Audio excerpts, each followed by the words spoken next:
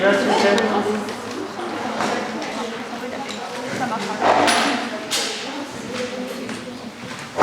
J'ai enregistré quasiment tous mes cours en vidéo, par contre je ne l'ai pas fait pour les télé. Et donc je vais voir, j'espère qu'il n'y aura pas trop de bugs, j'espère que je pourrai mettre ça en ligne pour les autres, pour pouvoir vérifier ce que je vais faire ensuite à distance. Je ne sais pas si on comprend aussi bien à distance que quand on a un tableau devant soi.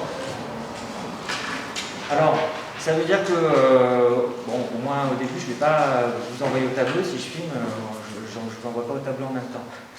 Ou alors j'enlève les passages où j'envoie vraiment un élève au tableau. Mais comme je veux vous faire participer, ben vous allez me dicter ce que je dois faire. Moi, je suis juste le secrétaire. Hein, en principe, en télé, tout doit venir de ça ne sert à rien que je résolve un problème si vous n'avez pas réfléchi avant.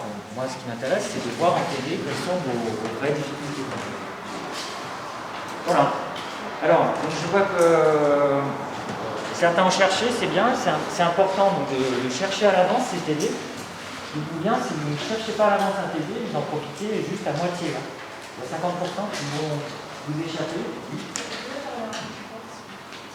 Je vais pas un peu plus fort, d'accord. Je sais que j'aurais peut-être dû prendre le micro.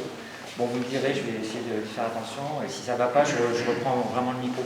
Alors, donc, je vois que donc, certains ont cherché, hein, et c'est très important, même si vous n'avez pas réussi à avancer beaucoup dans les questions, c'est important parce que vous allez pouvoir identifier ce que vous n'avez pas compris. Tant qu'on n'a pas cherché, tant qu'on ne s'est pas confronté à une difficulté, on ne sait pas ce qui risque de bloquer. Si vous arrivez en télé et que vous attendez qu'on vous donne la réponse, ben, ça va aller trop vite, vous n'aurez pas eu le temps d'avoir vraiment réfléchi au problème et vous allez vous dire « Ah oui, ben, j'aurais su le faire. C'est juste aller un peu vite, mais j'aurais su trouver la réponse. » Si vous réfléchissez tout seul à l'avance, vous allez vous rendre compte qu'il y a certains trucs qui peuvent vous sembler tout bêtes après coup, mais vous n'étiez pas à faire. Voilà.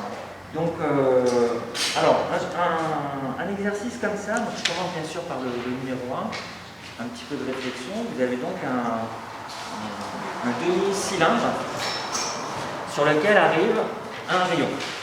Alors, la première étape dans ce genre d'exercice, c'est toujours de faire un joli schéma. Alors quand je dis joli, ça ne veut pas dire en perspective, ça ne veut pas dire un schéma esthétique, ça veut dire un schéma suffisamment grand pour pouvoir faire apparaître des points particuliers, pour pouvoir faire apparaître des angles particuliers. Donc je commence, je vais bien sûr faire au tableau la représentation de profil de ce demi-cylindre.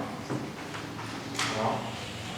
Il n'y a pas besoin d'un compas, faites quelque chose à main levée, qui est à peu près la même tête, si vous êtes en devoir.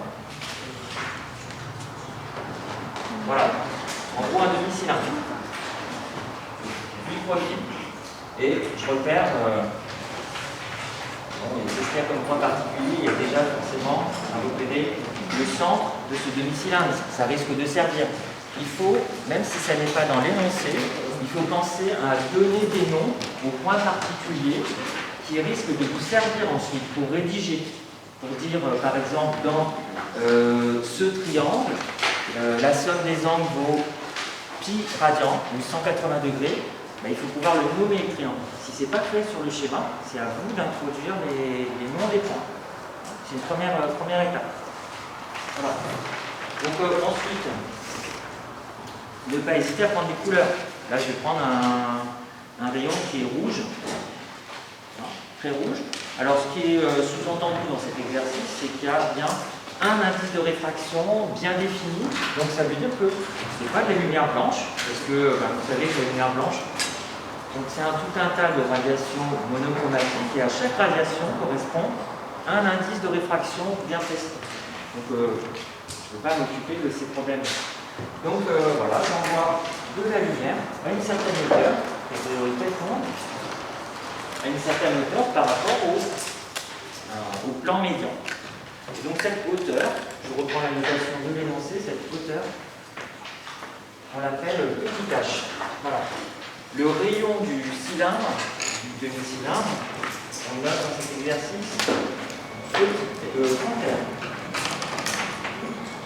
Voilà. Il faut faire apparaître tout ça sur votre schéma pour pouvoir bien y réfléchir. Donc encore une fois, un joli schéma, qu'est-ce que c'est? C'est d'abord un schéma suffisamment grand. Alors, surtout si vous écrivez petit, vous pouvez avoir tendance à faire un schéma de 2 cm². Vous allez le trouver très joli, votre schéma. Et il ne vous permet pas de réfléchir. Voilà, pensez à faire un schéma suffisamment grand. Et introduire les notations. Alors, la première chose à voir, c'est que quand le rayon arrive sur ce demi-cylindre, il tombe sur une surface de séparation entre de l'air et du verre ou du plexiglas, je ne sais plus ce que j'ai donné. Donc, on a affaire à un dioptre. Donc, on l'écrit aussi, R, indice n égale 1. Voilà, je le mets avec un petit rond comme ça. Et là, on a affaire à du verre. Donc, l'air, il est bien sûr aussi à gauche. R, indice n égale 1. Là, c'est du verre. Indice n. Voilà, je mets tout ça, je mets tout ce qui va permettre de mieux réfléchir ensuite. C'est la méthode générale. Et puis, j'ai dit que j'introduisais tous les points qui pouvaient être intéressants. Un point comme ça, bon, comment ça peut s'appeler? Je ne sais pas si avec les masques, j'ai du mal à vous donner votre prénom, évidemment. Alors, c'est comment votre prénom, s'il vous plaît? Clarisse, ok. Voilà, c'est le point d'incidence. Donc, ce point d'incidence, je vais le noter a priori I. Oui, votre question? Comment vous savez que c'est du verre aussi? Je ne sais pas. En fait, j'ai dit un demi-cylindre d'indice N. Voilà, alors, si c'était du verre, en fait, il n'y a pas d'application numérique, sauf à la fin. Voilà, je me rappelle de ça maintenant. À la fin, on vous dit, bon, pour N égale 1,2, qu'est-ce que ça donne? Voilà. Mais en tout cas, c'est un indice de réfraction qui est N. Donc, ça veut dire qu'on va faire du calcul littéral, jusqu'au bout. Donc voilà, point d'incidence, on va le noter, mettons I. Bon, ça semble logique pour un point d'incidence. Quand vous ne savez pas comment noter une grandeur, vous demandez, tiens, c'est l'initiale c'est la première lettre de quel mot? Point d'incidence. Voilà. Si vous mettez ça, tout le monde comprend intuitivement ce que vous allez faire. Quand on met R, évidemment, on met R comme rayon. Ça ne vous viendrait pas à l'esprit de noter R, de l'appeler Z ou X. C'est le rayon du demi-cylindre. Voilà. Bon, on essaie de rester simple jusqu'au bout. Voilà, point d'incidence. Okay. Alors, bon, certains en sont restés là, parmi ceux qui ont fait un schéma. Apparemment, ça n'avait pas forcément, tout le monde ne sait pas forcément poursuivre le rayon. Alors, comment poursuivre le rayon? Eh bien, c'est la loi de Descartes. Qu'est-ce qu'il faut dire a priori? Alors, le voisin de Clarisse, c'est comment votre prénom? Quentin. Alors, qu'est-ce que vous dites, vous? Est-ce que vous savez comment poursuivre le rayon à partir du point I? Les parallèles à la normale, donc qui sont en ligne droite. C'est vrai, il suit la normale, puisque ici, ça c'est le point d'incidence. Le dioptre, qu'est-ce que c'est? Je vous rappelle, la définition, c'est la surface de séparation entre deux milieux transparents. L'air, à droite, et mettons le plexiglas, 1,2, je ne sais pas. Mettons que c'est du plexiglas, pour simplifier. Le plexiglas à gauche. Donc le dioptre, en fait, c'est cette surface. Donc la normale, la droite normale, la perpendiculaire, c'est cette droite. Autrement dit, le rayon incident, ici, il est en train d'arriver selon la normale. Donc c'est pas obligatoire, mais ne l'écrivez pas forcément ce que je fais là. Je poursuis là avec des petits traits, je montre qu'il est collé à la normale, ce rayon incident. Et donc Quentin, ça veut dire que l'angle d'incidence, il vaut combien? 0. Oui, c'est tout simple, hein. Mais bon, c'est pas évident pour tout le monde. L'angle d'incidence vaut 0, et donc l'angle de réfraction, il vaut 0 aussi. Voilà, il n'y a pas plus simple pour la loi de Descartes. Sinus 0, ça fait 0. Donc N1 fois 0, ça fait N2 fois 0. Sinus I2 vaut 0, I2 vaut 0. Donc il continue tout droit. On l'avait fait avec un autre exemple, une boule de verre. Donc première étape, déjà, traversée du premier diode, il continue tout droit. Et voilà. Et donc là, on se dit, tiens, il va peut-être pouvoir sortir de nouveau de ce plexiglas, de ce milieu d'indice N. Et encore une fois, ce rayon va à nouveau rencontrer une séparation entre deux milieux homogènes et transparents. Donc, c'est un diode. Il n'est pas plan, ce diode. Le diode, c'est quoi? C'est la surface de séparation. Donc, je peux déjà nommer le point correspondant. Il y a encore un point d'incidence. Mettons, je l'appelle J, ce point. D'accord? Alors, pourquoi je l'ai appelé J? Évidemment, parce que j'ai commencé par I. Ensuite, logique, c'est J. Puis, s'il y a un autre point d'incidence, je vais l'appeler K, évidemment. Donc, essayer de respecter une certaine logique. Ce n'est pas très important, mais ça aide au moins le correcteur à comprendre, le lecteur, ça aide le lecteur à comprendre ce que vous êtes en train de faire. Voilà. Point d'incidence, J. Okay. Alors, arrêtez-moi si vous décrochez. Il ne faut pas faire semblant, il ne faut pas se dire bon, je risque de poser une question bête, parce que quand vous posez une question, quand il y a un truc qui n'est pas compris, souvent il y en a 4-5 autres qui n'osent pas la poser, la même question. Il faut me dire. Bon, alors, maintenant, reste à voir si ce rayon peut ressortir ou pas. Je vais quand même bien relire le dénoncé pour savoir, pour ne pas sauter les questions. Comment le rayon incident poursuit-il son chemin? Bon, après le premier diode, on vient de le voir, c'est tout droit, continue tout droit. Identifier un deuxième diode, ben, ça y est, je viens d'en parler. Le deuxième diode, ben, c'est cette surface-là, surface circulaire. Et la normale associée. Donc là, j'ai guidé un petit peu. Je rappelle que si on veut essayer de voir ce que dit la loi de Descartes au niveau de ce deuxième point d'incidence, bah, il faut toujours d'abord dessiner la normale au diode. Alors, oui, rappelez-moi votre prénom déjà que je commence à apprendre. Pierre Bastien. Pierre Bastien. Alors, qu'est-ce que vous dites? C'est la perpendiculaire à la tangente au tangente. C'est ça, c'est la perpendiculaire à la tangente, parce que la première chose qu'on fait quand on a le point d'incidence et le diode, c'est qu'on trace en principe le plan tangent. Le plan tangent, et une fois qu'on a le plan tangent, on trace la perpendiculaire. Alors, je vais le faire grosso modo, je vais dessiner le plan tangent au niveau du point J. Bon, c'est pas facile de l'orienter, surtout dans le tableau. Voilà, en gros, ça a l'air d'être ça. Ça, c'est le plan tangent. Allez, je m'écris ici.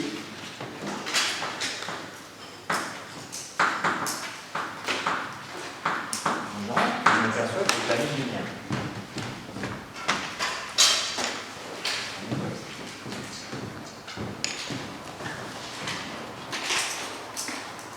Et moi, je vais tracer donc la normale au niveau du point J. La normale, c'est-à-dire la perpendiculaire à ce plan tangent. Alors, est-ce que c'est Agathe près de la fenêtre? Oui? Non, c'est Marie peut-être? Oui. Ok, alors Marie, qu'est-ce que vous en pensez? Comment est-ce que je peux tracer précisément la normale à ce plan tangent? Alors, c'est la perpendiculaire, c'est vrai. Mais alors, est-ce que ça veut dire que je dois prendre mon équerre pour tracer ça? Ou est-ce qu'il n'y a pas un moyen plus astucieux et plus précis de le faire? Votre prénom, s'il vous plaît? Élise. Alors, qu'est-ce que vous en pensez? Voilà, c'est à ça qu'il faut penser, très bien. Je le dessine, puis après je le rejustifie. La normale à cette droite bleue, passant par J, c'est la droite JO. Donc je la dessine, mettons, avec des pointillés.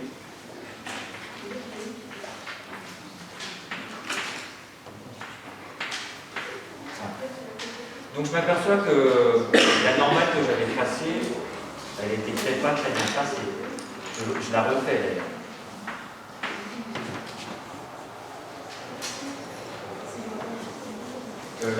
La tangente, je veux dire. tangente n'était pas super bien orientée.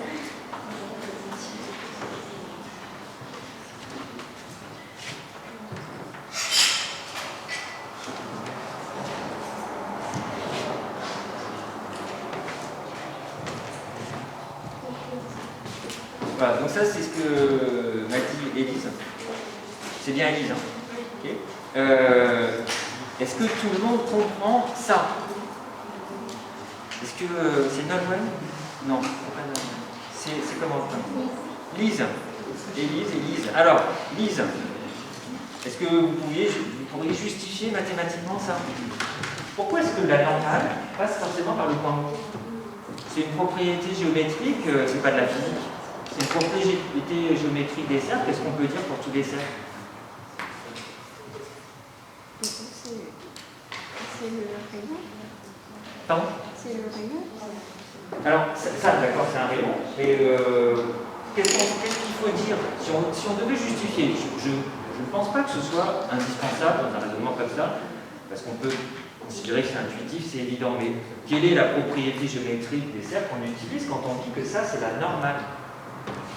Pourquoi, effectivement, la normale coïncide-t-elle avec un rayon du cercle?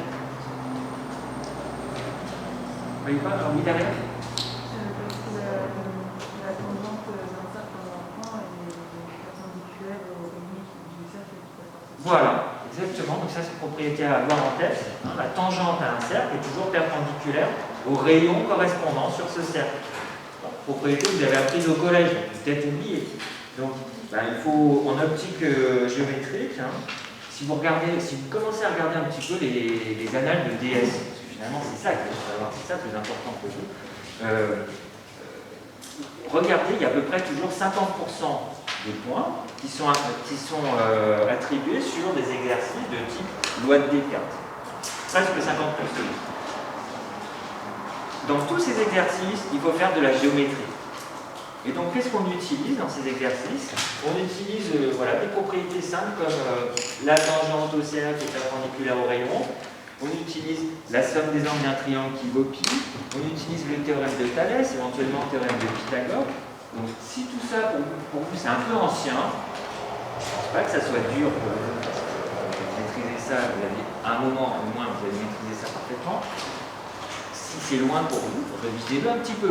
Ça va servir, la géométrie élémentaire sert dans ce début. Voilà, donc la normale, il y a un petit symbole de perpendiculaire, la normale passe par le centre du cercle. Ça c'est, disons, la plupart d'entre vous, quand je le dis, vous allez me dire, ah bah oui, bien sûr, évidemment. Mais la difficulté, c'est d'y penser à tracer a priori une normale qui passe par le centre du cercle. On ne vous le dit pas. On ne vous rappelle pas. C'est ça la difficulté. C'est se rappeler de ces propriétés au bon moment. C'est là que ça sert. Bon, alors, à partir de ça, je suis énoncé, montrer, alors identifier un deuxième bloc, et la normale. Introduire les points et les angles utiles. Alors, on parle d'angle ici. Qu'est-ce qu'on peut introduire comme angle juste avec ce dessin-là? Oui. I1, c'est ça? Oui. Ok, l'angle 1. Et votre prénom c'est? Anaïs. Donc, ici, effectivement, l'angle 1, c'est à partir des points que j'ai utilisés. Qu'est-ce que c'est l'angle 1? C'est l'angle J entre la normale et... Voilà, c'est ça. Donc c'est l'angle OJI. Ça, évidemment, si Anaïs propose de l'appeler I1, c'est parce qu'elle a reconnu que c'était l'angle d'incidence. Donc attention, une erreur toute bête, mais catastrophique. Hein. Si vous arrivez dans l'exercice en vous disant que l'angle d'incidence, c'est l'angle entre le dioptre et le rayon incident, ben c'est une fausse, non? L'angle d'incidence, c'est l'angle entre la normale et le rayon incident. Bon, alors, ce que l'on sait, c'est que au niveau du point J, il peut y avoir un rayon réfracté, il peut y avoir un rayon réfléchi. Ça, c'est dans le cadre général, c'est pas dans cet exercice en particulier. Donc, à partir de ça, Justine, rappelez-moi, c'est bien Justine, rappelez-moi ce qu'il y a toujours. Est-ce qu'il y a toujours un rayon réfracté? Est-ce qu'il y a toujours un rayon réfléchi? Non. Alors, lequel reste toujours? Voilà, le rayon réfléchi, il est toujours là, on en est sûr. Il est peut-être un peu plus faible dans certains cas, mais il y a toujours un rayon réfléchi. Donc je dessine le rayon réfléchi. Alors cet angle-là, il est quelconque, puisque le H que j'ai pris, il est quelconque aussi. Ça ne sert à rien de mesurer sur la figure quel est le H, etc. Je l'ai pris au hasard. Parce que je veux faire un calcul général. Donc, bon, j'essaye, sur la figure que j'ai là, j'essaye de respecter l'angle de réflexion pour tracer le rayon réfléchi dont je vais parler. C'est pas facile, là. Je vais le faire comme ça, je ne sais pas si j'ai bien fait. Mais voilà, ce que je représente ici, ça c'est l'angle de réflexion. Et vous savez que loi de Descartes, on a un deuxième loi de Descartes, l'angle de réflexion, ça vaut l'angle d'incidence. Voilà. Donc je vais le faire arriver ici. C'est une direction un petit peu quelconque. Simplement, il faut que sur votre figure, l'angle de réflexion ait l'air d'être à peu près de la même grandeur que l'angle d'incidence. Donc lui, il existe toujours, je n'ai pas de souci à me faire là-dessus. Voilà les angles, je suis énoncé. Introduire les points et les angles utiles, on s'est fait.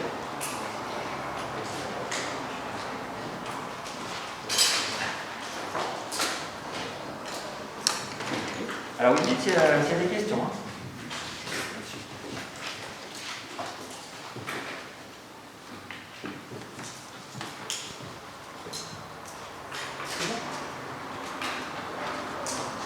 Alors, donc là c'était en fait la question 1A. Bon, question 1B. Je veux savoir à quelles conditions finalement il y a ce qu'on appelle réflexion totale sur la face cylindrique. La face cylindrique c'est la face de gauche là sur mon schéma. Et bon, il faut montrer que finalement le rayon doit arriver assez haut par rapport au plan médian pour qu'il y ait effectivement réflexion totale ici.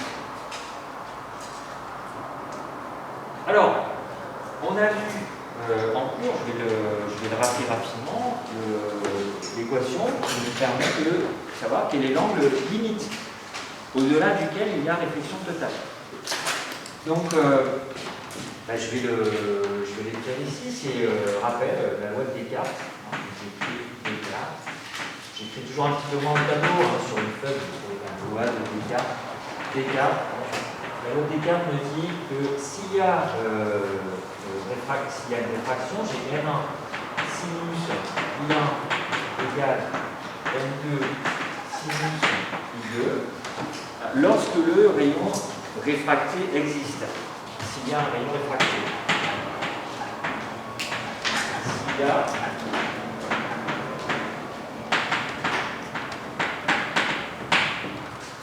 un rayon réfracté. Bon, et après, je vous ai dit, au maximum, la valeur maximum de sinus I2, c'est 90 degrés. Au maximum, sinus I2 égale 1. Pour I2 égale 90 degrés. Et donc, au-delà de cette valeur-là, eh bien, j'ai plus de solution, bien sûr, pour sinus I2, j'ai plus de solution pour I2, donc il n'y a pas de rayon réfracté. Voilà, donc, ici, donc, si N1 sinus I1 est supérieur à N2 fois 1, sinus I2, c'est la valeur limite, ben, j'ai plus de rayon réfracté. Le rayon réfracté disparaît.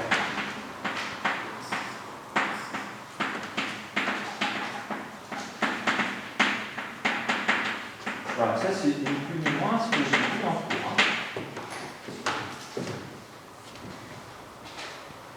Bon, cette condition, bien sûr, c'est identique à sinus I1, soit sinus I1 supérieur à N2 sur N1.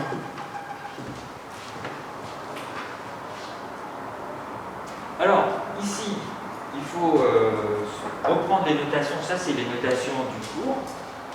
Notation générale. Le rayon passe, s'il arrive, d'un milieu 1 à un milieu 2.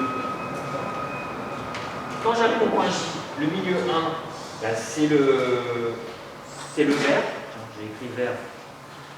Ok, c'est le milieu d'indice L. Et le milieu 2, c'est l'air. C'est le milieu d'indice 1. Donc ici, dans cet exercice, il n'y a pas besoin d'écrire tout ça dans un devoir.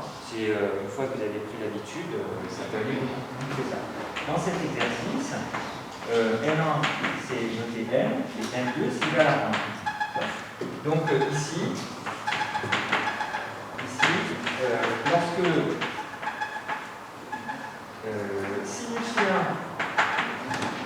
1 est supérieur à N2 sur N1, donc ça fait 1 sur N, il n'y a pas de rayon réfracté. Le rayon réfracté disparaît. Ça, grosso modo, c'est ce que j'ai déjà écrit dans le cours.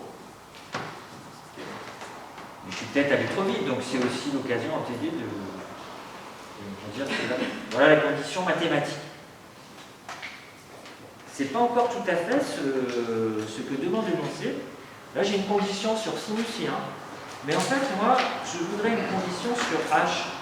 Je veux montrer que cette condition-là, lorsque sinus I1 est égal à 1 sur N, ça revient à dire que H est supérieur à une certaine valeur. Voilà ce que je veux dire. Oui. Comme on a un angle droit dans le triangle JIO, est-ce qu'on peut servir des lois trigonométriques? Exactement, c'est l'étape d'après. Là, je voulais déjà voir si quelqu'un n'a pas montré sur les clés de tableau. Hein. Ça doit être clair et net. Un petit truc ambigu, si vous n'avez pas vraiment compris, il faut être sûr que ça passe. Donc, soit vous posez la question en TD, c'est mieux, soit vous voyez après, vous dites à un collègue, il ne faut vraiment pas laisser passer le moindre truc en TD. Bon, alors, j'ai un tour. Je me passe des petits traits pour délimiter mon écran.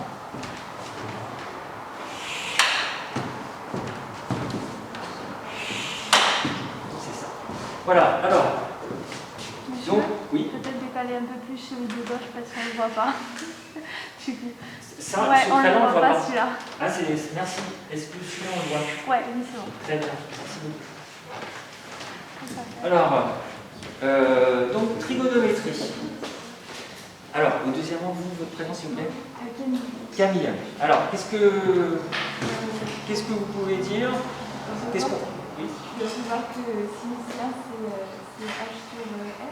Voilà, très bien. Sinus I1 c'est H sur R. Okay, je l'ai écrit. Donc, on remarque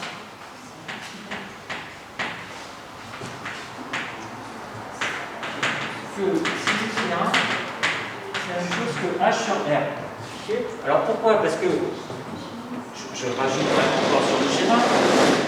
En fait, R, ce qui est marqué ici, il faut bien se rendre compte que puisque ça c'est une partie circulaire, grand R c'est aussi cette distance au J.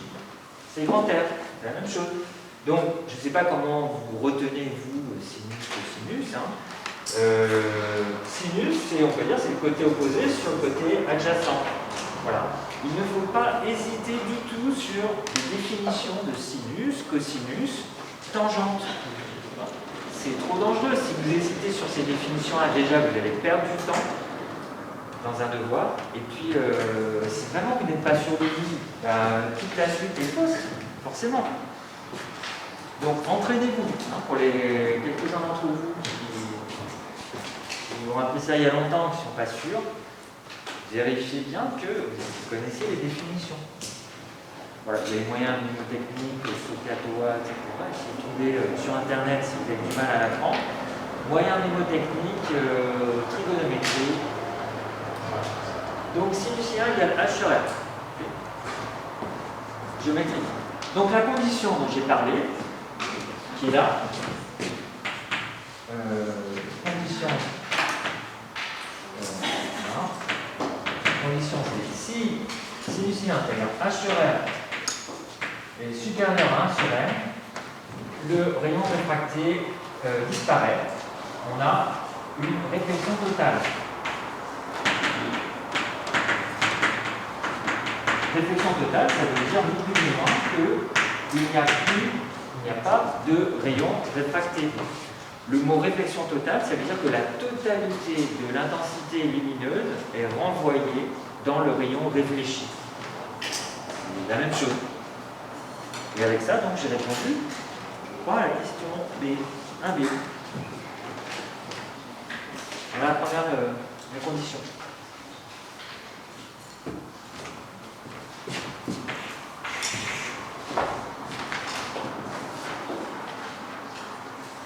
Donc, si vous n'étiez pas arrivé à faire ça, demandez-vous quel est le genre de choses qui vous a manqué. Est-ce que c'est la géométrie, la normale qui n'est pas passée par le point haut? Souvent, ça vous bloquer au début.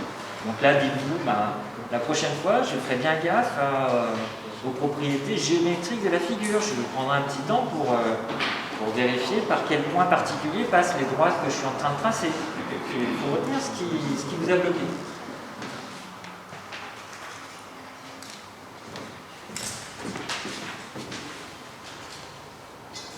Ok, donc maintenant, on a d'autres réflexions du rayon sur l'intérieur de cette partie cylindrique. Là, j'en ai dessiné une deuxième. Donc, je vais compléter mon schéma.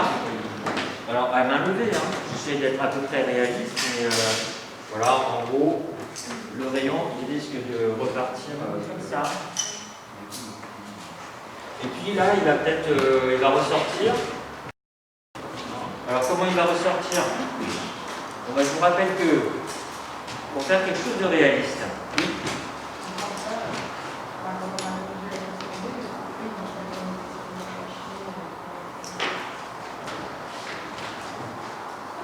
H minimum en fonction de R et F. Oui, alors c'est vrai que je n'ai pas utilisé cette notation, je vais l'écrire. C'est à partir de la hauteur R sur N qu'on a une réflexion totale. Effectivement, je vais bien montrer, j'entraîne les notations d'énoncé. Donc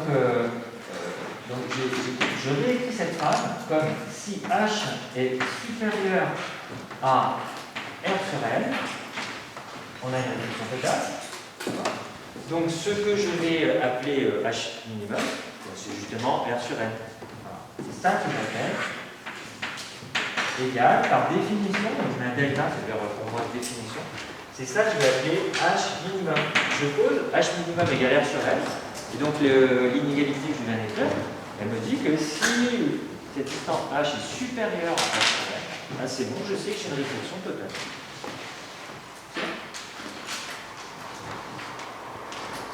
Voilà, donc je reviens rapidement à mon schéma, j'ai dessiné à main levée le rayon réfléchi. À ce point-là, alors si je veux réfléchir sur les autres réflexions possibles, bien sûr, ça c'est un autre point d'incidence.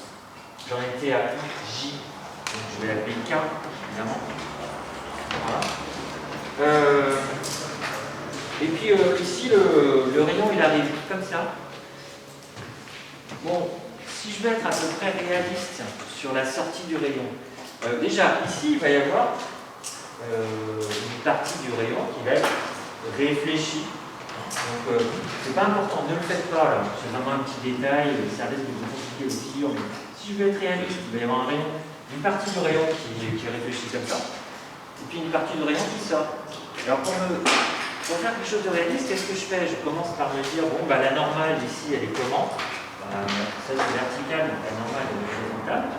Et le rayon, quand il ressort, quand on parle du rayon réfracté, Qu'est-ce que je dois...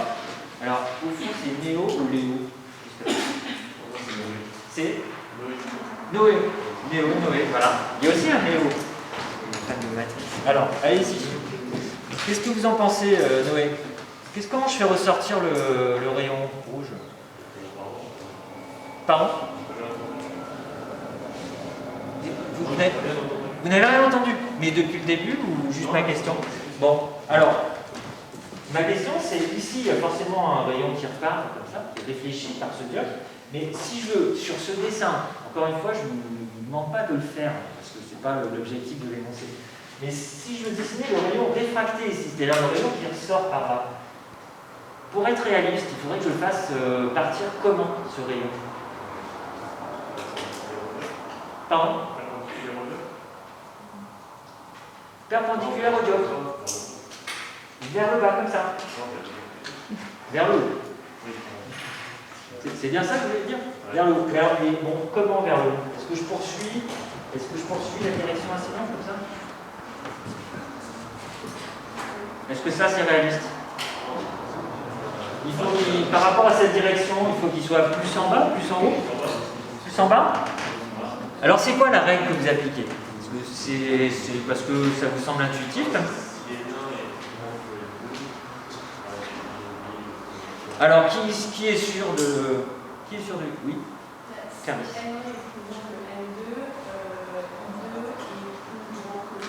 Est-ce que c'est le cas ici? Ben, ça on dit que c'est du vert. En tout cas c'est un indice de réfraction supérieur à 1. C'est un matériau. Donc tous les matériaux ont un indice de réfraction supérieur à 1. Alors qu'est-ce qu'on fait?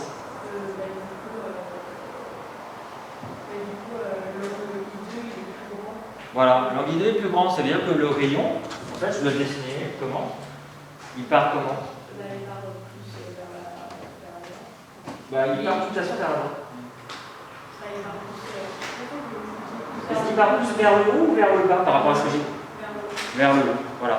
Donc ne faites pas, c'est juste pour montrer comment on réfléchit pour avoir une figure à peu près réaliste. Voilà. S'il ressortait ce rayon-là, il ressortirait en partant vers le haut. Il y a une cassure ici. D'ailleurs, loi de la réfraction, dans réfraction, il y a fraction, comme fracture. La réfraction, c'est le moment où on s'aperçoit que le rayon il a l'air d'être cassé. C'est-à-dire là. Bon alors, je ne le dessine pas, ça ne m'intéresse pas vraiment. Ce que je veux là, c'est répondre aux questions de l'énoncé. Donc, justifier géométriquement que le rayon est toujours dévié du même angle. Et puis j'ai dessiné sur le schéma ce que j'appelle la déviation. Donc la déviation c'est quoi? C'est je regarde dans quelle direction j'allais au départ, dans quelle direction le rayon allait au départ, et je regarde de quel angle il tourne. Entre le rayon incident et le rayon réfléchi, de combien il faut tourner. De quel angle il faut tourner. Voilà. Donc ici par exemple, j'ai dessiné cet angle de déviation. Je vais prendre une autre couleur. Hein, je ne sais plus si je vous l'ai dit, investissez dans des crayons de couleur. Vraiment, ça vaut le coup parce que déjà, crayon, vous pouvez gommer, et couleur, vous distinguez mieux les différents crayons. Donc, ce que je fais, c'est que je regarde quelle est la direction, par exemple, du rayon incident, ici, au point J. Je la poursuis avec des petits tirets. Et par rapport à cette direction, je me demande, quand je passe du rayon incident au rayon réfléchi, de quel angle il a fallu que je tourne. Bon, ben là, on voit sur le schéma, on a tourné comme ça, on a tourné de cet angle-là. C'est ça que j'appelle l'angle de déviation entre le rayon incident et le rayon réfléchi. Ça, ce n'est pas une dénomination générale de la physique, c'est moi qui ai choisi d'appeler ça l'angle de déviation.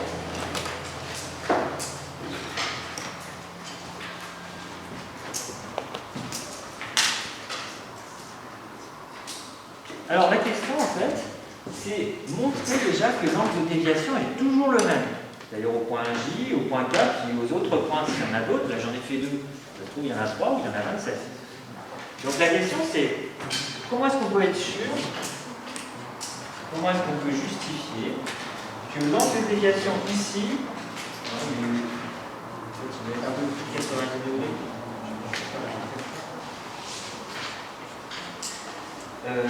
Voilà, cet angle de déviation là, ben, c'est encore le même. Ça, c'est encore B. On va arriver à justifier que c'est un même.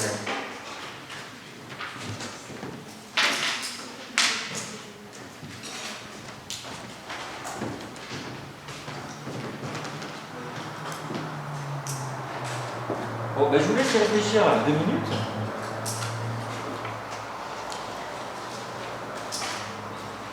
Alors, juste pour info, est-ce qu'il y en a parmi vous qui était arrivé jusque-là? Jusqu'à ce qu'on a fait, à peu près. Et, ok. Et encore parmi ceux-là, est-ce qu'il y en a qui ont déjà compris pourquoi l'angle de déviation est toujours le même? Ok. On voit que c'est suffisamment difficile déjà. Bon, voilà. Maintenant qu'on est là, vous regardez la figure. Et vous vous rappelez tout à l'heure, vous aviez peut-être été bloqué parce que vous n'aviez pas remarqué que la normale au niveau du point J passait par O. Donc, la clé du problème, c'était de faire apparaître les propriétés géométriques sous-jacentes. Sous-jacentes, c'est-à-dire qui ne sont pas dites explicitement, mais qui résultent des propriétés géométriques du cercle. Alors demandez-vous si ça ne peut pas intervenir à nouveau, ce genre de choses. Qu'est-ce qu'on peut tracer sur la figure qui pourrait nous aider à découvrir, à faire apparaître des angles intéressants? Oui. La normale. Voilà, encore une fois, on va tracer la normale. Et puis, votre prénom? Mathilde. Mathilde. Donc, je vous demanderai à chaque fois plusieurs fois le temps, surtout que les masques, vraiment, j'ai beaucoup de mal à retenir. Donc, on va tracer encore une fois la normale au niveau du point K. Bon, alors, je ne vais pas refaire l'explication. La normale, elle passe encore une fois par le centre du cercle. Donc, je trace la normale. Et là, c'est pas encore évident, hein. C'est pas encore apparent. Si c'était évident à chaque fois, ce ne serait pas un exercice de prépa. Hein.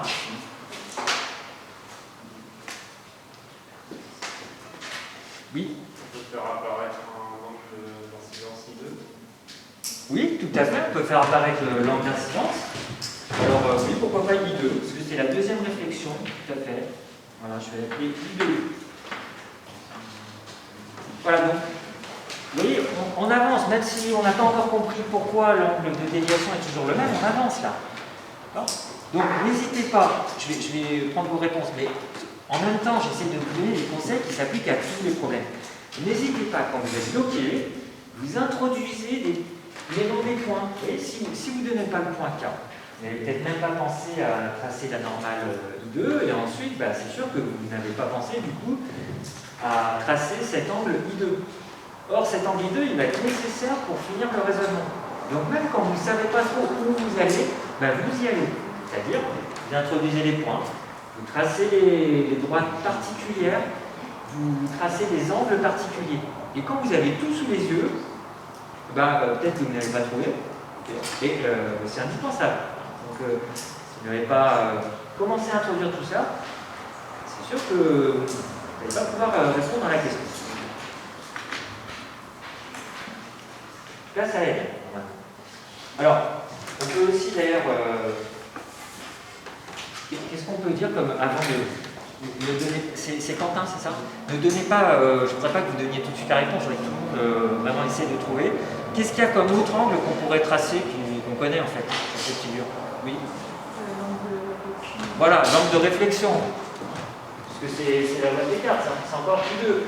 Donc je l'ai fait en blanc avec un seul trait. Voilà, tous les traits blancs comme ça, qui représentent des angles, ils sont égaux. Et peut-être que là, oui. Comment on sait que l'I1 et l'I2 ils sont égaux? Ah oui, tiens, est-ce que je l'ai dit ça? Je ne sais pas. Non, J'ai anticipé sur quelque chose qui n'est pas évident. Donc je vais le noter effectivement avec un un autre symbole. Je vais faire, vous savez, bon, quand on change d'angle, on fait 2 traits, 3 traits, un trait avec une barre, etc. Et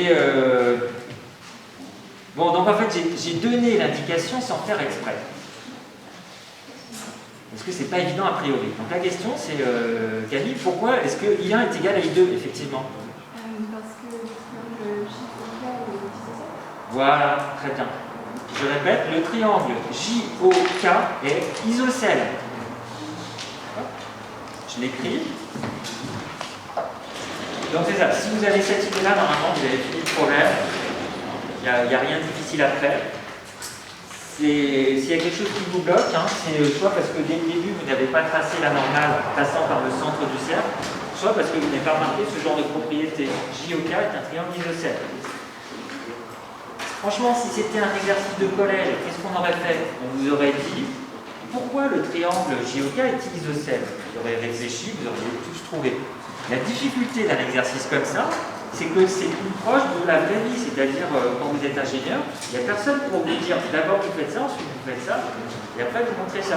C'est à vous de trouver les étapes. Donc dans ce cours d'optique géométrique, il n'y a pas de maths, de mathématiques de compétition, il n'y en a pas. Il y a des mathématiques de collège en fait, surtout. Je ne sais plus si sinus c'est en collège ou en seconde. Enfin, c'est des mathématiques des classes bien antérieures. La difficulté elle vient de vous, elle vient du fait qu'il n'y a pas trop de questions intermédiaires. C'est un petit peu à vous de vous débrouiller pour avancer. Donc, voilà, le bon truc, c'est, bonne remarque, c'est JOK est un triangle isocèle. On remarque.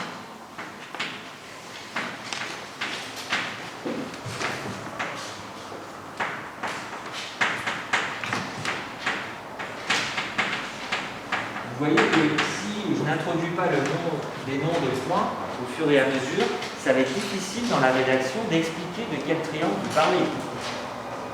Et là, ça va très vite. JOK est isocèle. Alors, c'est bien de l'avoir remarqué. Est-ce que tout le monde a compris? Est-ce que c'est est-ce que c'est Joséphine? Oui, Joséphine.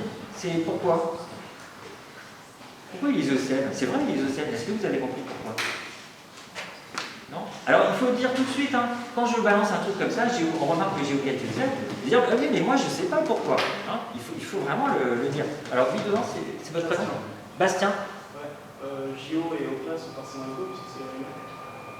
Voilà, en fait, une propriété, une définition, je ne sais plus comment on fait en maths, des triangles isocèles, c'est, disons, deux côtés égaux. S'ils ont deux côtés égaux, ils ont aussi deux angles qui sont égaux. Donc, est isocèle, car JO égale KO égale le rayon du cercle.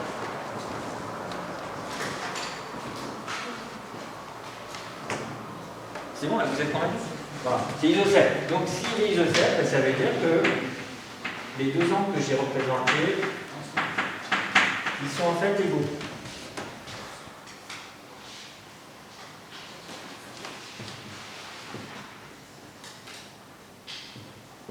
Oui. Et I2, oui, il est en fait égal à petit r. C'est vrai que encore une fois, j'ai un petit peu sauté. I2 est égal à petit r, sauf que r, il est égal à I1. Voilà. Ça, c'est la loi des cartes. Ça, c'est isocèle. Et ça, c'est Descartes. C'est la loi de la réflexion de Descartes.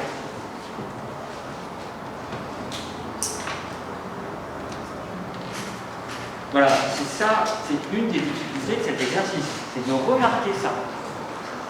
C'est toutes les choses que vous connaissez, et si on vous pose la question, précisément, tout le monde trouve. Mais il ne faut pas attendre la question, souvent elle n'est pas donnée la question. La question intermédiaire, elle manque, et c'est à vous de la trouver. D'ailleurs, c'est pas tout à fait terminé, parce que moi, ce que je voudrais montrer, c'est que le deuxième angle D que j'ai introduit, d'ailleurs, tant qu'on n'a pas prouvé que ce deuxième angle de déviation est identique au premier, je vais l'appeler D indice 2. La question, c'est comment prouver que comment déduire de ce qu'on a fait que D2 est égal à D1. Alors, tant qu'on y est, puisque maintenant j'ai compris que j'ai justifié que I2 est égal à D1, vous n'êtes pas obligé de le faire, mais voilà, pour moi, pour que ce soit plus simple à raisonner, je fais apparaître ça. C'est bon pour tout le monde là? Oui, alors, en violet, vous près de la fenêtre, c'est comment votre prénom? C'est Oscar? Oui. Je me rappelais pas d'avoir. Ah, peut-être que vous êtes tout en bas dans ton minoscope, je sais pas. Ça doit être ça. Alors, qu'est-ce que vous dites alors? On peut faire 180. Enfin, D dans les deux cas, c'est 180. Moins I1, fait. D'accord. Ou alors I2, fait. Très bien. Ok. Je jongle avec le tableau. 180, alors pourquoi 180? Alors déjà je répète ce qu'il a dit, vous n'avez peut-être pas tous entendu.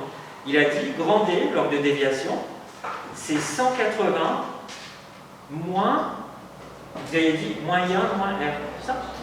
D'accord? Alors pourquoi 180? Parce que regardez, l'angle plat, quand je mets par rapport au point J, je tourne autour du point J. Quand je vais de là à là, ça fait un angle plat, 180 degrés. Ces 180 degrés, ça se décompose en deux. Je tourne d'abord de l'angle D, ensuite je tourne de R et de I1. Voilà, donc je vais écrire ça, puis après on fait la même chose au point K. Donc autour de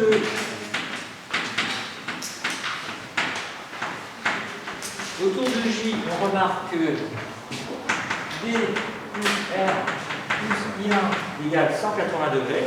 Alors, moi, je vais pas trop écrire en degrés en général. Je vais écrire pi égale pi, sous-entendu pi radian. Alors, c'est pas pour vous embêter, je sais que ça vous embête un petit peu, vous êtes peut-être moins habitué au radian, encore qu'en maths, vous devez le faire déjà. C'est parce qu'il y a plein de formules qui ne sont valables qu'en radian, et pas en degrés. Donc, je pense aux formules d'approximation, genre sinus x à peu près égal à x. Valable en radian, c'est pas valable en degrés. Donc, a priori, dans le doute, moi j'écris en radian, et quand c'est pas précisé, on écrit radian. On n'écrit pas radian, mais c'est sous-entendu que c'est des radians. Bon, alors, on a dit que petit r, c'est la même chose que I1. Donc, il est clair que D, c'est pi moins 2 fois I1.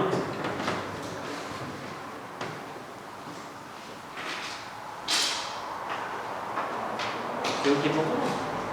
Je fais la même chose au point suivant, au point K. C'est-à-dire, je tourne autour de K.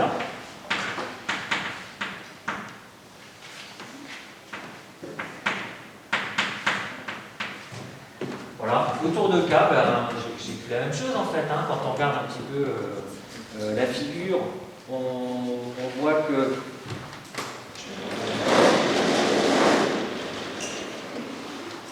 voilà, on a D2 plus cet angle-là, qui vaut aussi I2, plus cet angle-là qui vaut I2, ça fait pi. Voilà, c'est en fait la même équation. Donc autour du point K, j'ai D2 plus I2 plus I2 qui est pi radian. Et donc j'ai bien sûr D2 égale pi moins 2 fois I2. Bon, mais on vient de dire, on vient de justifier que I2 c'est la même chose que I1. Donc j'ai pu faire remplacer. Ça fait pi moins 2 I1.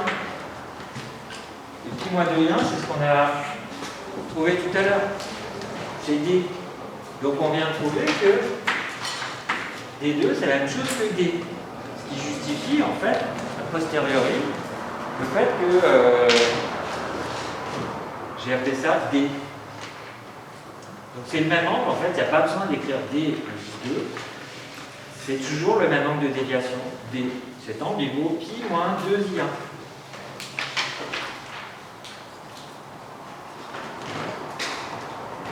Voilà, D2 égale 2.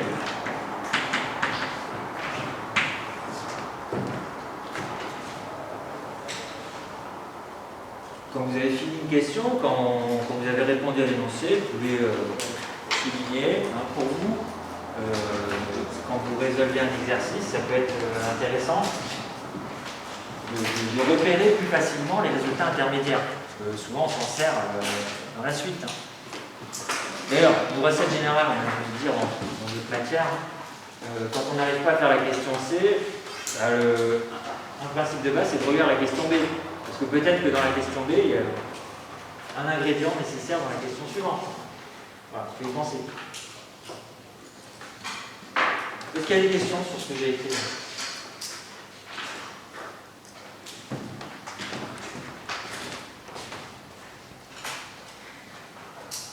Voilà, donc l'angle de déviation est toujours le même.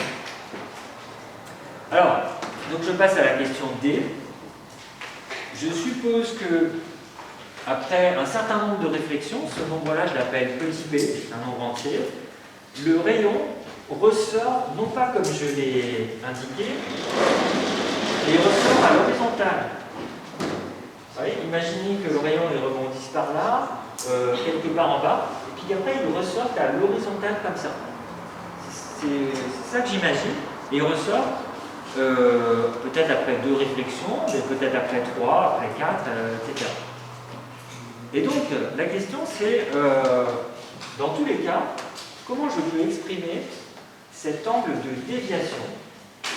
Imaginons par exemple, pour fixer les idées, qu'il y ait 2 rebonds sur la face intérieure de ce demi-cylindre, et puis après ces 2 rebonds, le rayon il reparte à l'horizontale.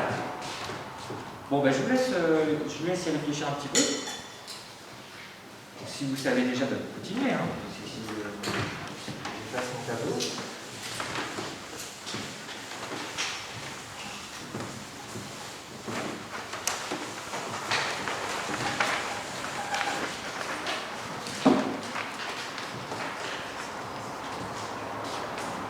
On vient de montrer que l'angle de déviation il est toujours le même à chaque rebond.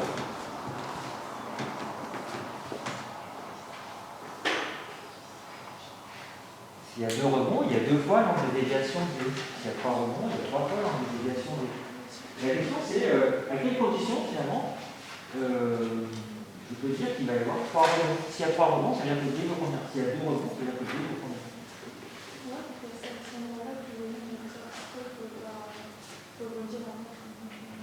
Bah c'est vous voulez dire sur cette figure-là alors sur cette figure-là, je ne sais pas si c'est la question que vous posez. Hein. Sur la figure que j'ai faite, le rayon il est en partie réfléchi comme ça, c'est ce que j'avais dessiné tout à l'heure, puis en partie il part comme ça. Voilà. Vous auriez vu quoi? Donc c'est vrai que là, dans ce cas-là, on pourrait se dire, ça serait un truc vraiment compliqué. Tiens, qu'est-ce qu'il va faire ce rayon? Il va repartir comme ça, et là, il n'aura pas le même angle d'incidence, hein. Ça va être un truc compliqué, puis il va y avoir encore d'autres réflexions. Je ne m'intéresse pas à ces rayons-là. Ma question, c'est, je voudrais que le rayon, là, je le décale un petit peu, ça va être faux, ne faites pas la figure, hein. Mais je voudrais que ce rayon, il parte vraiment à l'horizontale. Vous avez compris, s'il arrive déjà à l'horizontale ici, il va continuer à l'horizontale. Ma question c'est, si c'est vrai, imaginez qu'il reparte à l'horizontale au bout de 2 réflexions. Ça veut dire qu'il dévie de quel angle à chaque fois? Voilà, mettons avec 2 réflexions. Après on fera avec 3, puis ou avec B réflexions. Oui, alors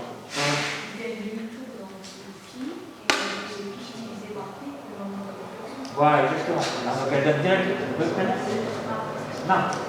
Donc Marc donne directement la réponse pour P réflexions. Mais en tout cas, ce qu'elle a dit au début, ça marche aussi pour 2 réflexions. Elle dit, si le rayon repart en sens inverse, à l'horizontale, et il arrive à l'horizontale, vers la gauche, et à la fin, je veux qu'il reparte à l'horizontale et vers la droite. Et donc, Marc a compris que le truc important, c'est qu'au total, la déviation vaut, est-ce que vous l'avez tous entendu? Elle vaut combien? Allez, au premier rang, c'est votre prénom. C'est Anne. Excusez-moi, j'entends pas. Manon, excusez-moi. Donc Manon, 180 degrés. D'accord? On fait un tour, on fait un demi-tour, un tour complet, 180 degrés. Voilà. C'est clair pour tout le monde. Ben, 180 degrés, c'est pi radian. Donc, au total, ça reste, quel que soit le nombre de réflexions, si on veut que le rayon qui sort, si on veut qu'au total, il est tourné de 180 degrés, c'est-à-dire de pi radian, et bien, du coup, c'est ce qu'a dit Marc, il suffit qu'à chaque réflexion, il soit dévié de, s'il y a P réflexion, il faut arriver au bout de P réflexion à 180 degrés, c'est-à-dire pi radian. C'est-à-dire qu'à chaque fois, il tourne de pi sur P radian, ou 180 sur P degrés. Oui? Parce qu'un demi-tour, c'est pi. Hein, si j'avance dans cette direction-là et je veux repartir en sens inverse, là, je suis en train de tourner juste de pi, de 180 degrés. Voilà. Bon, donc j'écris ça. Au total, c'est la question qui...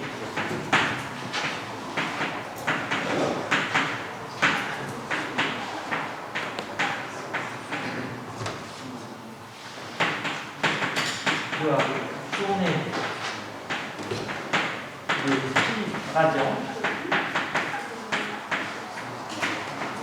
avant de ressortir.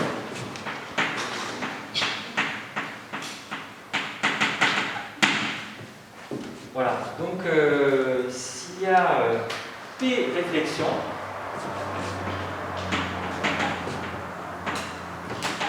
P c'est un nombre entier, s'il y a P réflexion, on peut écrire que cet angle total, c'est P fois la déviation à chaque réflexion. Et on vient de montrer que c'était toujours la même. P fois l'angle de déviation. Donc ici, soit l'angle de déviation égale pi sur P.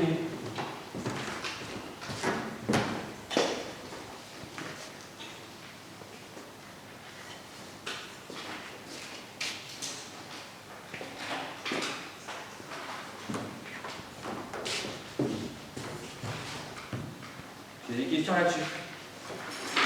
Donc, pour fixer les idées, s'il y a deux rebonds, il faut qu'à chaque fois, ils rebondissent de pi sur 2.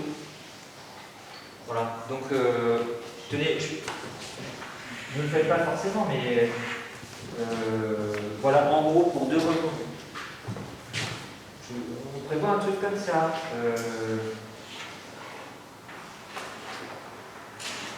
Ça aura cette allure-là. Donc 1, 2, c'est les points J et K. On va avoir J et K comme ça. Ça, c'est le K. Voilà.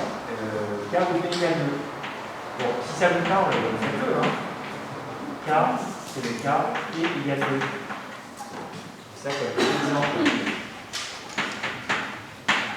Alors, K, P égale 2, ça veut dire que il y a deux rebonds, il y a deux déviations de 90 degrés. C'est cet angle-là. Je vais me mettre à droite là. Cet angle-là, qui après la déviation, c'est cet angle-là. K P égale 2, ça donne D égale 90 degrés, c'est-à-dire pi sur 2 radians à chaque fois. Voilà, à quoi on s'attend. Oui, alors Thérèse.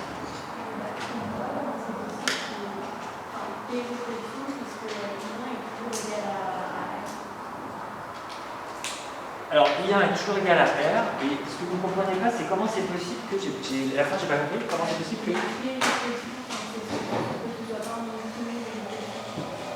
que ce ne soit pas un nombre entier de réflexion. C'est toujours un nombre entier de réflexion, mais la question c'est à quelles conditions le rayon repart ici à l'horizontale. Parce que vous avez vu tout à l'heure, j'ai fini par modifier cet angle-là, mais en réalité, le rayon il arrive comme ça, et puis après quand il ressort, il part comme ça. Moi je ne veux pas ça, je ne veux pas qu'il ressorte en montant, je veux qu'il ressorte vraiment à l'horizontale. Ça vous avez bien compris. Donc en fait c'est autre chose que vous n'avez pas compris. Je sais pas comment vous expliquer, mais je ne comprends pas comment vu que I1 est égal à R, il ne peut pas, D, il ne peut pas varier D est toujours le même. Oui, D, il faut le même. Ça, c'est vrai. D est toujours le même. C'est justement parce qu'il est toujours le même que je peux dire que la déviation totale, c'est le nombre de rebonds multiplié par l'angle de déviation. Si je tourne d'abord de pi sur 2, voilà, je tourne une fois de pi sur 2 et encore une fois de pi sur 2, ben j'ai tourné de pi radian. C'est ce qui se passe ici. Là, le rayon, il tourne de pi sur 2. Il arrive là, il tourne de pi sur 2. Il repart comme ça. Il a bien fait au total une rotation de pi radian pour pouvoir repartir en arrière à l'horizontale. C'est pour ça que je dis que dans le cas P égale 2, l'angle de déviation de pi sur 2. C'est bon? Ouais.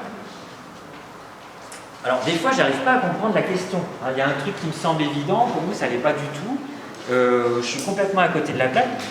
Si vous voyez que je n'y arrive pas, eh ben, vous venez me voir après avec le schéma à la pause. Voilà. Voilà, ça se résout vite.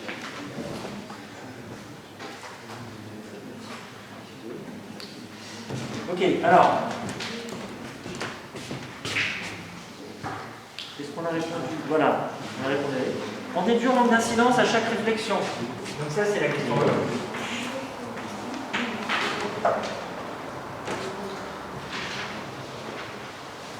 Alors, on a la déviation, on a l'angle de déviation. Hein. Alors, l'angle d'incidence.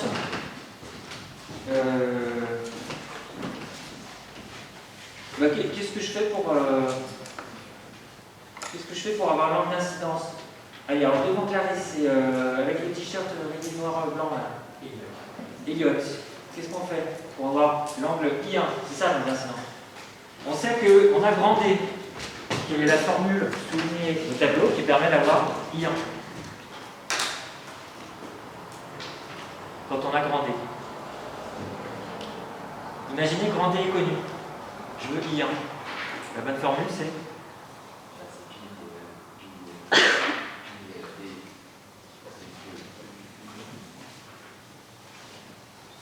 j'ai compris pi égale. C'est pi. Oui, d'accord. Et donc, ok. Et donc je réécris ça. Je crois que c'est ça que j'ai en égale à D. C'est ça. Et donc I1 égale.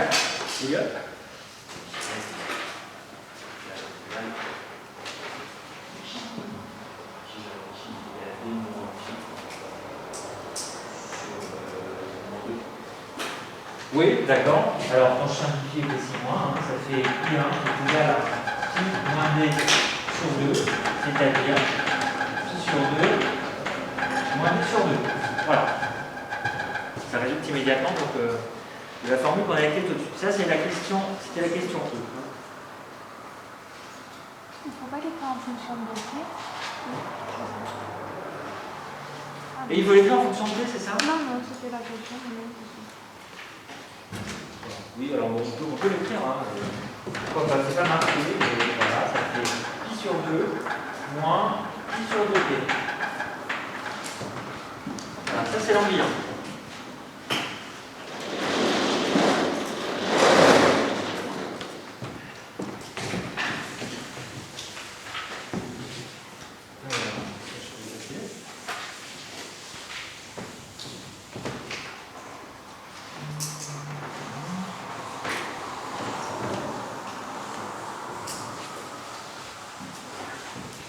Je laisse qu'il va peut-être me servir pour après. Ça, c'est la question E. Et donc, petit f, exprimer h en fonction de grand R et de B. Donc, petit f.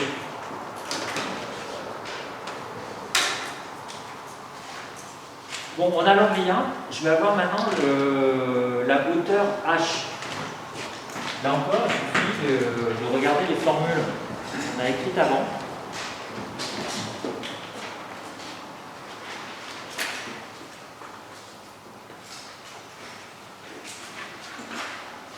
Alors, vous avez la réponse? Je voudrais. Non, c'est une question.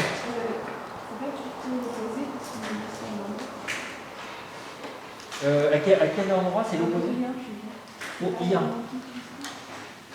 Alors, I1, pi D sur 2, sur 2, sur 2. Non, c'est ça. À quel endroit je. Bon, vous avez raison de demander parce que je suis très distrait. Hein. Mais.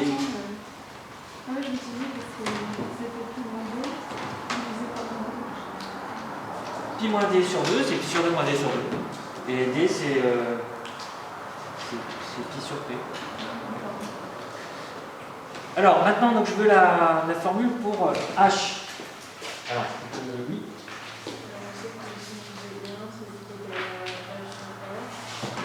Voilà, donc h c'est égal à, en fonction de sinus I1 et R.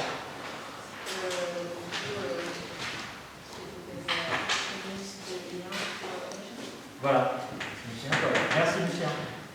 H égale à R sinus I1, donc c'est la définition de sinus I1 si on veut.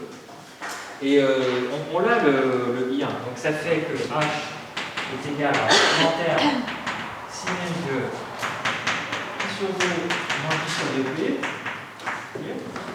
Alors, on pourrait l'écrire comme ça, mais on peut aussi simplifier. Alors, est-ce que l'un de vous a un réflexe quand on voit sinus de pi sur 2 moins x? Oui. Voilà. Sinus de pi sur 2 moins x, ça fait cosinus x. Vous allez me dire, oui, c'est pas demandé, ça c'est bon aussi. Oui, c'est bon. Sauf que plus vous simplifiez une expression, plus souvent c'est simple après, on doit l'utiliser. Vous allez dire. Voilà, donc ça c'est fait. On a bien h en fonction de r et de p. Que se passe-t-il lorsque h tend vers r? J'écris si h tend vers grand R, eh bien ça veut dire que, bien sûr, le cosinus de pi sur 2p, bon, ben, c'est pas compliqué.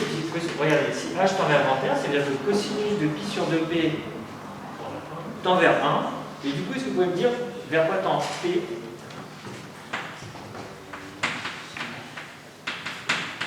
Ben, pi sur 2p, ça veut dire qu'il tend vers quoi? Si c'est peut-être bon que je n'ai pas entendu. Si cosinus x est quasiment égal à 1, ça veut dire que x est quasiment égal à 0. D'accord? Donc il tend vers 0. Et ça veut dire que p tend vers l'infini. Voilà. P tend vers l'infini. Ok? C'est Noé, hein, c'est ça? C'est bon pour tout le monde? Oui. À partir d'où vous n'avez pas compris? À partir de si h tend vers r? Ok. Je reprends cette formule. Si vous voulez cette formule, ça s'écrit h sur r égale cosinus pi sur 2p. Mais si h tend vers r, ça veut dire que le rapport h sur r il tend vers 1. D'accord ou pas? Si h tend vers r, c'est-à-dire que h devient quasiment égal à r. Donc le rapport devient quasiment égal à 1. C'est-à-dire que le cosinus de pi sur 2p il est quasiment égal à 1. Tend vers 1. Voilà. Donc après je déroule jusqu'à p tend vers l'infini. Bon voilà, qu'est-ce que ça veut dire? Ça veut dire que si le rayon incident que j'ai dessiné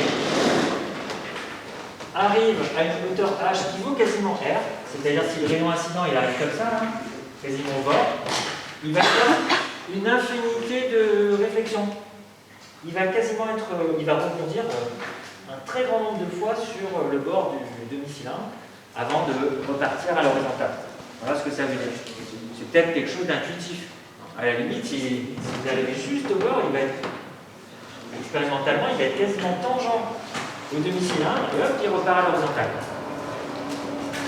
C'est quelque chose qui est utilisé d'ailleurs dans certains montages. Ok? Bon, alors, il nous reste un quart d'heure. Je zappe la dernière question, il n'y a pas de nouvelle physique dans cette question. Il y a juste à comparer, c'est une inégalité. Je vous laisse y réfléchir, ce n'est pas un truc essentiel. Par contre, je veux m'assurer que tout le monde a compris ce que j'ai écrit là au tableau. Sinon, n'hésitez pas à venir me voir ou à m'envoyer un mail. Parce que à la pause, là, il va falloir que je vérifie maintenant, parce que je vais avoir le groupe à distance. C'est la première fois en plus. Alors je vérifie, que je prenne quelques minutes pour vérifier que tout marche bien. Donc j'aurai pas beaucoup de temps à la pause, mais donc n'hésitez pas à revenir me voir soit à midi, soit vous m'envoyez un mail. En général, je réponds assez vite. Et d'ailleurs, pour une question a priori, au lieu du mail, envoyez la question sur Arch. Normalement, si tout se passe bien, je suis prévenu quand vous déposez une question sur Arch, j'ai mis optique géométrique, j'ai mis en haut forum, question-réponse, un truc comme ça. Quand vous écrivez dedans, normalement, ça m'envoie un mail. L'avantage, c'est que après, je réponds dans le forum, et donc, pour tous ceux qui se posent des questions après, vous regardez dans le forum si la question n'a pas déjà été posée. Parce que c'est évident, on a souvent les mêmes questions. Quand on n'a pas bien, quand j'ai pas bien expliqué un truc, j'ai 3 fois la même question. Je me rends compte que j'ai pas bien expliqué, mais si je réponds à 3 élèves qui font la même chose, ça sert à rien. Il mieux je réponds bien une fois, comme ça tout le monde est courant. Oui.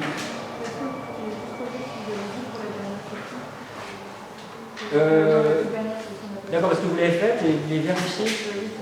D'accord, alors du coup, il faut que je m'y colle parce que j'ai pas la réponse sur le mais bon, si vous faites, en fait, la question c'est, on avait donné une condition petit h supérieure à grand R sur N. Et là, on vous dit 2 réflexions. 2 réflexions, ça veut dire que l'angle de déviation, il vaut pi sur 2. Ça veut dire que l'angle d'incidence, il vaut pi sur 4. Donc vous pouvez calculer avec ce qu'on a écrit là, vous pouvez calculer petit h, ça vaut R sinus de pi sur 4, c'est-à-dire R racine de 2 sur 2. Donc, la question c'est, est-ce que cette valeur-là, petit h égale R racine de 2 sur 2, ça vous conduit à petit h supérieur à R sur 1,8? Est-ce que c'est vrai ou pas? Voilà, je ne l'ai pas en tête. C'est la calculatrice, on regarde si ça marche. Et pour les autres, je vous laisse y réfléchir, si vraiment vous voulez savoir. J'en reparlerai la prochaine fois. Donc, si tout va bien, on tourne la page, dioptre plan.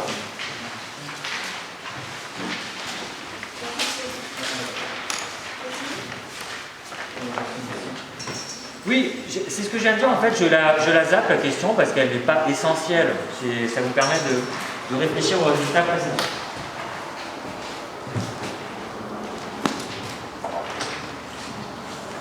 En fait, je viens de donner la réponse à cette question, mais très rapidement.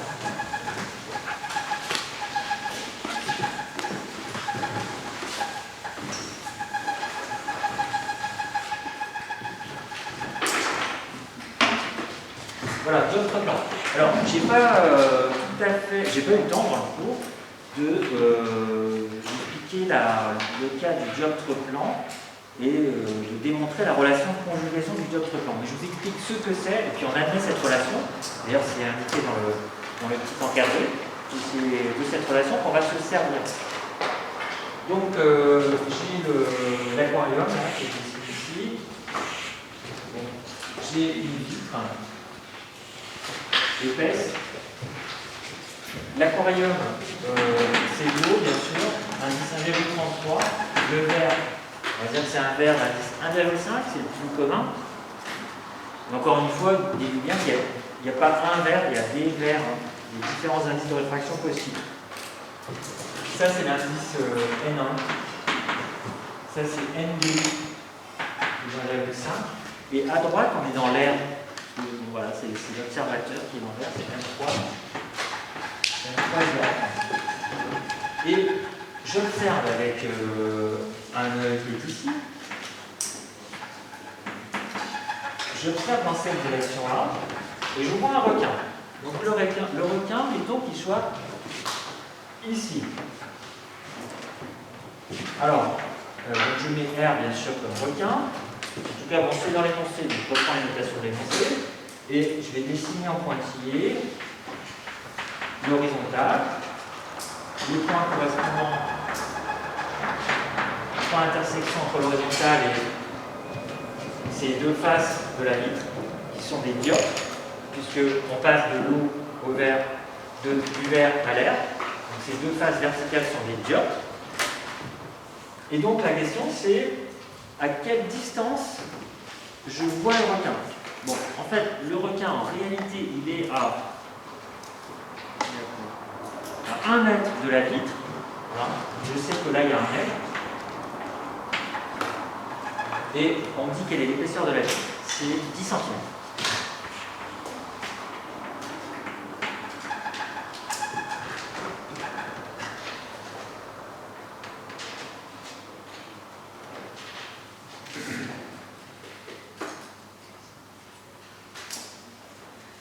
Voilà. Alors, je n'ai pas démontré dans le cours la relation qui est indiquée en dessous. Donc, il faut faire le parallèle entre le schéma de l'aquarium et le schéma qui est en dessous. Donc dans le schéma en dessous, il y a juste un diode. Alors, ce qu'il faut comprendre, c'est ce que c'est que ces positions de points A et A'. Donc le plus important finalement, c'est pas la figure, c'est les rayons que je trace pour expliquer la figure. Parmi les rayons que le requin envoie vers la droite, il y en a un qui est extrêmement simple à tracer, c'est ce rayon-là qui part à l'horizontale. Puisque ce rayon, quand il arrive en H1, on l'a vu déjà 2-3 fois, il continue tout droit. Il arrive suivant la normale à ce dioptre. Alors, le bord gauche de la vitre, d'accord, puisque c'est un dioptre, je vais lui donner un nom, c'est le premier dioptre, c'est dioptre 1. Je l'écris en haut, dioptre 1. Et le bord droit de la vitre, c'est dioptre 2. Voilà. Si vous voulez, même je peux leur donner des couleurs. Dioptre 1, je le fais en violet. Et dioptre 2, donc il est en jaune. Voilà. Donc H1, c'est le point d'incidence de ce rayon sur le dioptre 1. Le rayon, il continue tout droit, on l'a dit tout à l'heure, parce qu'il arrive suivant la normale de passer dioptre. Hop. Voilà. Donc, ça justifie que j'ai placé l'œil ici, j'ai dit, je vois le requin dans cette direction-là. Puisque le requin envoie un rayon comme ça. Forcément, je le vois dans cette direction-là. La question, c'est à quelle distance je le vois. Pour savoir à quelle distance je le vois, il faut que je trace, comme en optique géométrique, un deuxième rayon. Ça, c'est l'équivalent du rayon qui passe par le centre des lentilles. Il continue toujours tout droit suivant l'axe optique. Je trace maintenant un deuxième rayon pour vous faire comprendre, avant de faire un calcul, pour faire comprendre pourquoi on voit le requin à une certaine distance. D'ailleurs, pas la distance réelle. Alors voilà, je prends un rayon qui part du requin et qui arrive comme ça sur la vitre, sur le dioptre 1. Eh bien, pour savoir comment il est dévié, ce rayon, je vous rappelle, il faut tracer la normale au dioptre. Comme j'ai plus la place, je vais mettre ici, N2, il y en a bien ici. Voilà. Alors, le rayon, ce rayon-là, comment est-ce qu'il va être dévié? Est-ce qu'il va être, la question à poser, est-ce qu'il va plutôt monter le rayon, est-ce qu'il va plutôt descendre, et pourquoi? Alors Marthe? Voilà, c'est ça. N1 est plus petit que N2. On dit que le rayon va passer d'un milieu qui est moins réfringent à un milieu plus réfringent. Donc le rayon, en traversant le premier dioptre, il va se rapprocher de la normale. Donc il va plutôt descendre par rapport à sa direction initiale. Il va plutôt être écrasé comme ça.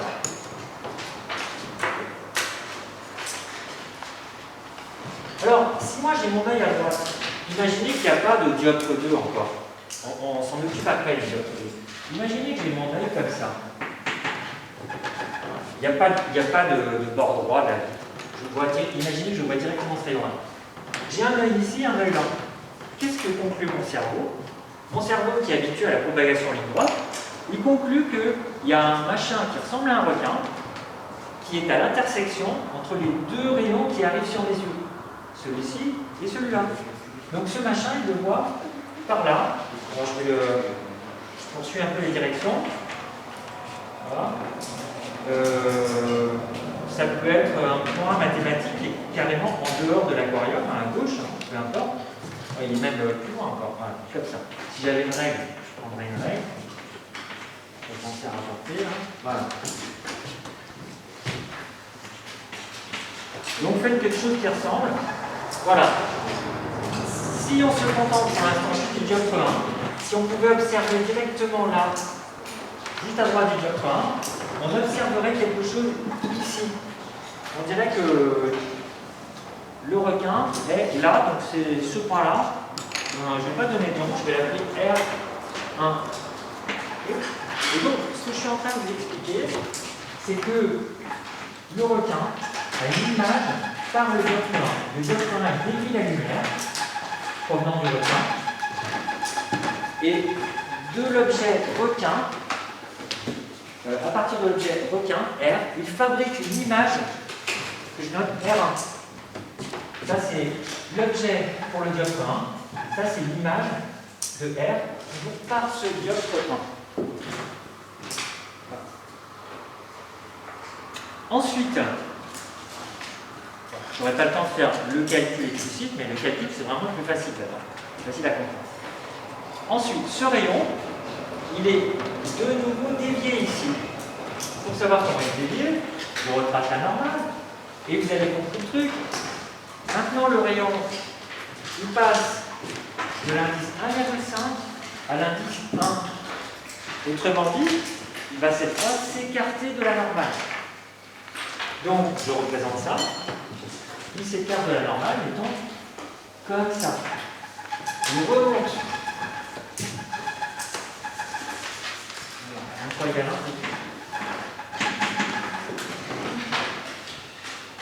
1. Donc, en fait, le rayon, il est dévié 2 fois. Non, là, je vais 2 dioptres. Il est dévié une fois par le premier dioptre, et il est dévié une deuxième fois par le deuxième dioptre. Si j'ai mon œil en dehors de l'aquarium, c'est le cas actuel. Si j'ai un œil ici et un œil là, mon cerveau comprend qu'il y a quelque chose qui émet la lumière à partir de ce point-là. Je vais dessiner le prolongement ici. Voilà. Mon cerveau est persuadé qu'il y a un requin qui se trouve ici. Cette position-là, je vais l'appeler R'.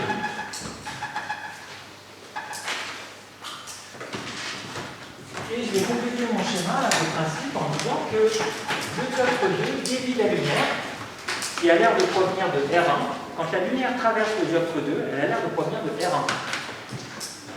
À cause du dioptre 2, la lumière est déviée. Et cette fois, quand elle arrive dans mes yeux, elle semble provenir de R'. Donc, R' est l'image, on dit que R' est l'image de R1 par le dioptre D2, par le dioptre 2. R1, c'est un point mathématique qui n'a aucune réalité, il n'y a pas de requin en R1. R', c'est pareil, il n'y a pas de requin en R', le requin il est en R. Mais moi, ce qui m'intéresse, c'est où est-ce que je le vois. Donc, si j'observais avec mon œil dans le vert ici, je verrais un requin dans cet alignement, ici. Mais en fait, j'observe à droite du dioptre 2, la lumière a été encore déviée. Elle est déviée comme ça. Donc, ce que je vois avec mon œil ici et mon œil là, c'est le point d'intersection R', c'est lui qui a l'air d'émettre de la lumière. Donc, le requin, au final, je vais le voir depuis R'. Oui. Alors, pour bien comprendre, pour le calcul, pas besoin de tracer. On peut faire le calcul en utilisant directement la relation qui est donnée en dessous dans l'encadré, que je vais démontrer en cours. Mais là, ce qui m'intéresse, c'est que vous compreniez pourquoi, vous comprenez ce que c'est qu'une image. L'image du requin que je vois depuis l'extérieur, c'est le point d'intersection des rayons qui proviennent du vrai requin, mais après traverser les deux dioptres. À chaque fois qu'il y a un dioptre, ces rayons sont déviés. Donc la question, c'est quand ils ressortent à droite de l'aquarium, ils ont l'air de venir d'où, ces rayons? Mon cerveau il conclut qu'ils viennent du point d'intersection des deux. Le cerveau il compare ce que dit l'œil gauche, ce que dit l'œil droit. Et hop, le requin doit être là. Donc la question c'est de savoir finalement quelle est cette distance-là, à quelle distance ou à quelle est cette distance-là. Quelle distance est le requin? Alors, du coup, je suis arrivé au bout, là, il est l'heure. Vous avez juste à appliquer la relation qui est indiquée en dessous. Vous l'appliquez 2 fois. Donc, regardez bien les notations qui sont utilisées. Et vous allez retrouver ça. Si vous voulez, je vous ai écrit la première, mais essayez de ne pas retenir par cœur. Hein. Finalement, en utilisant ces notations-là, je vais dire que l'équivalent du point I de ce schéma, pour le premier bloc, c'est H1. Ce que je suis en train d'écrire ici, c'est le passage qui fait ça, puis après j'arrête. Le passage pour le passage de R à R1. Ça concerne le premier bloc, le D1. Quel est l'équivalent du point I pour D1? C'est le point H1. Quel est l'équivalent du point A, objet? C'est le point R. Donc, l'équivalent de la relation qui est là, c'est H1R sur l'indice de réfraction qui est à gauche, c'est-à-dire sur 53. Ça va être égal à H1 R1, parce que R1 c'est l'image de R par D1. Donc ça va être égal à H1 R1 sur l'indice de réfraction de ce qui est à droite du dioptre. Et ce qui est à droite du dioptre, c'est 1,5, l'indice de réfraction. Voilà, ça c'est la première relation. Essayez de pas partir de ça, mais essayez de le retrouver à partir de tranquillement, de le retrouver à partir de cette encadré. Et puis après vous appliquez la deuxième relation, vous faites le calcul numérique et vous dites où est-ce qu'on voit le retard.